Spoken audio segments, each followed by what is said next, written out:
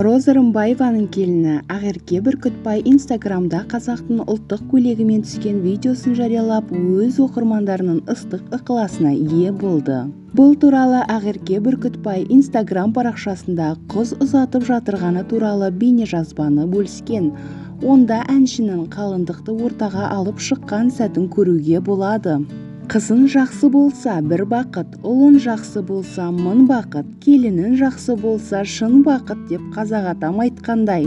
Бүгін Ырысгүл сіңілімді өз отбасына, келіндік өміріне қадам басып, осы қуанышта ортаға әдемілеп алып шығу рәсімі маған бұйырды деп жазды ол. Жастар бақытты болсын, ал Ақерке Бүркітбайдың жаңа жобасына тек сәттілік тілейміз.